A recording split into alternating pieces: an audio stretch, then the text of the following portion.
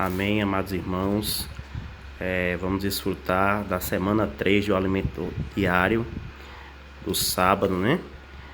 Cuja leitura bíblica está baseada em, bora ler, está baseada em Gênesis 3, 2 ao 6, Romanos 5, 10, 2 Coríntios 11, 3, 1 Tessalonicenses 1, 1, 1 Timóteo 3,15 e Apocalipse 12, 3. Ler com oração. As armas da nossa milícia não são carnais, e sim poderosas em Deus, para destruir fortalezas, anulando nossos sofismas e toda altivez que se levante contra o conhecimento de Deus, e levando cativo todo pensamento à obediência de Cristo. 2 Coríntios 10, 4, 5. Ó Senhor Jesus, ó Senhor Jesus, as nossas armas não são, Senhor, carnais, e sim, Senhor, espirituais. Ó Senhor Jesus, que cada dia, Senhor, nós possamos se encher mais do Teu Espírito, Senhor, mais de Tua arma, que foi Teu Espírito que nos desce. Tão poderoso é o Teu Espírito em nós, Senhor. Ó Senhor Jesus, que toda a nossa altivez, Senhor, não seja conhecimento, Senhor. Toda a nossa altivez não venha só da gente, Senhor, e sim de Ti, Senhor. Ó Senhor Jesus. Ó Senhor Jesus. Ó Senhor Jesus. Senhor Jesus. O tema de hoje, irmãos, é o veneno da serpente. Duvidar da palavra de Deus. Os livros de 1 e 2 Timóteo e Tito tratam especificamente a respeito da vacina. A expressão que estamos usando figuradamente. Nessas passagens bíblicas, temos a vacina da palavra de Deus e a vacina do Espírito. A época em que essas epístolas foram escritas, a igreja estava em plena degradação. Então havia a necessidade de imunizá-la com a vacina da palavra de Deus, que é Cristo. Podemos aplicar essa analogia ao Jardim do Éden. Ali havia um vírus representado pela árvore do conhecimento do bem e do mal. Se o homem comesse dessa árvore, seria infectado com o vírus que o desconectaria de Deus.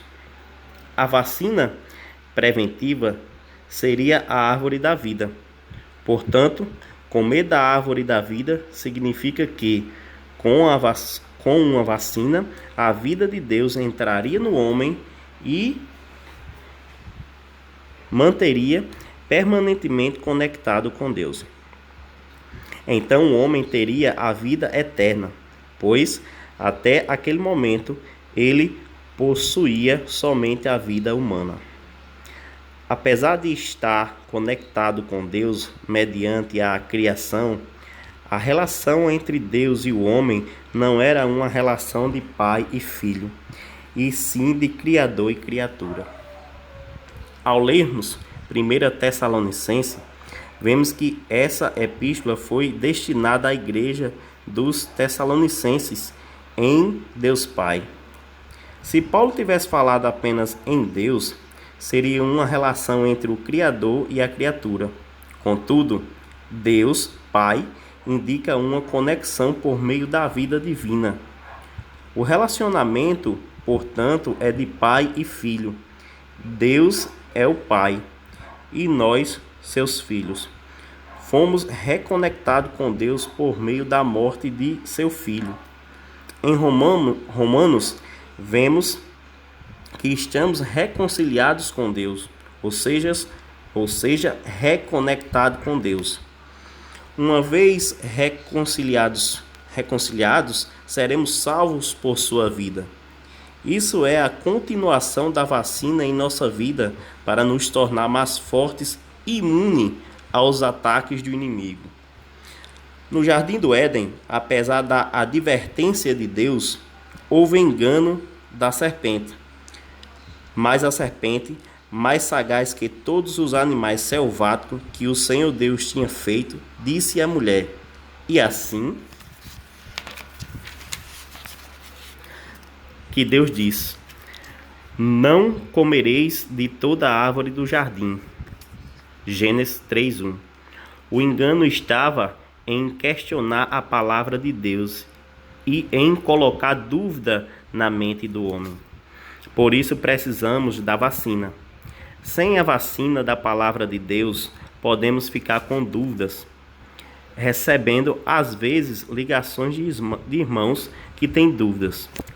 Eu sempre os encorajo a ler mais a palavra de Deus.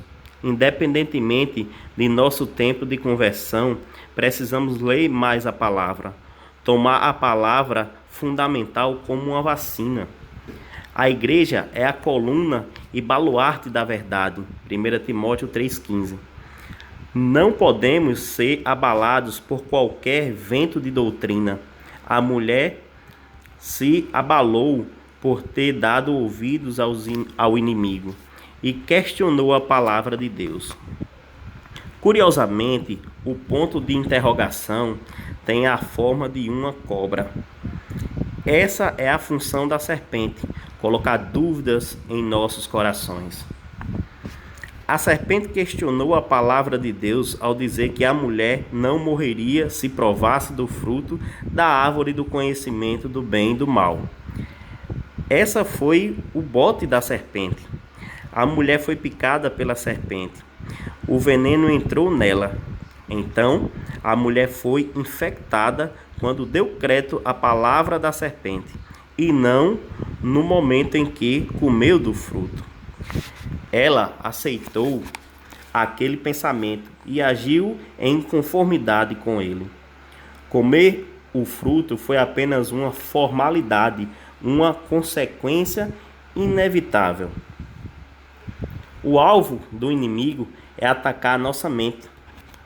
Hoje ele usa a internet, as redes sociais, as fake news para injetar seu veneno. Após a infecção, os atos decorrentes são inevitáveis. Por isso vemos nossa necessidade de ser vacinado com a palavra de Deus.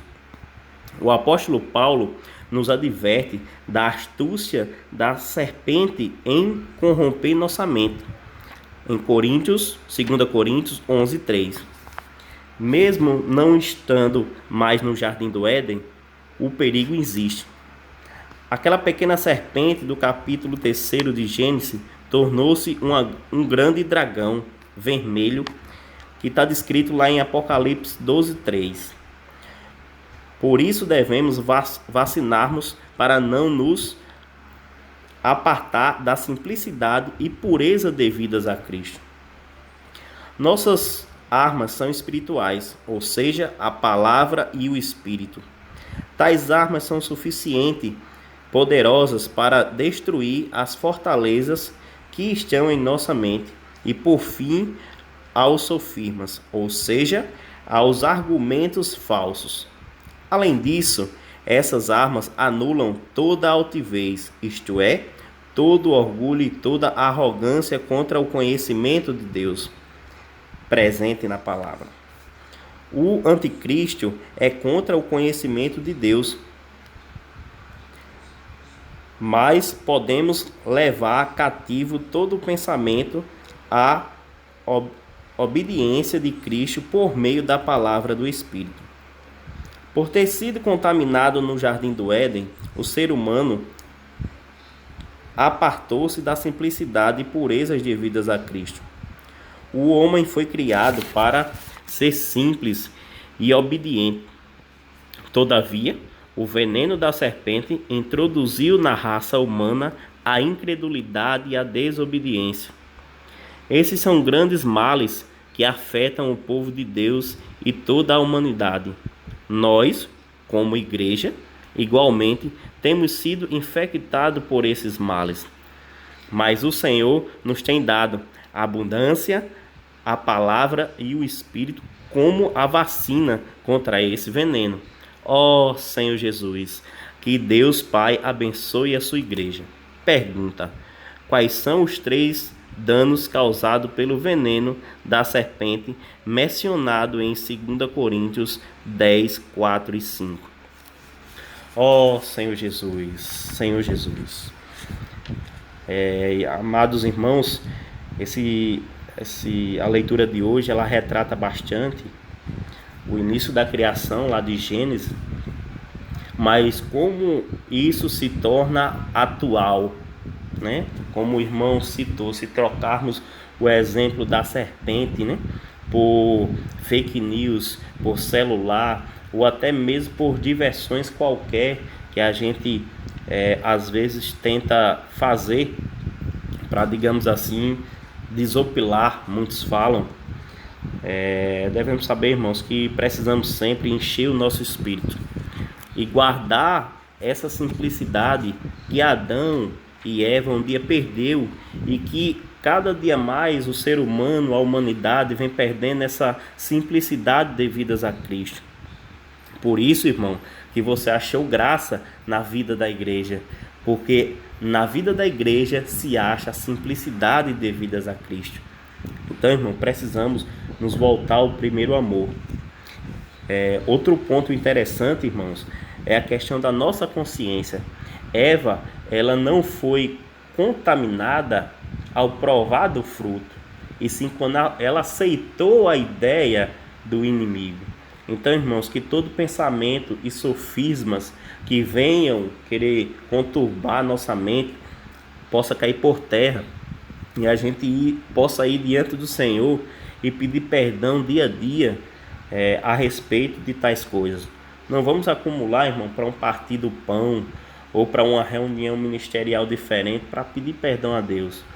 Deus, através dos Espíritos, nos deu livre acesso para dia a dia a gente pedir perdão pelos nossos maus pensamentos, ou até mesmo atitudes feitas durante o dia, ou até mesmo durante uma semana. Então, irmãos, essa leitura de hoje é bastante rica, espero que vocês tenham desfrutado bastante. No mais, Jesus é o Senhor. Amém.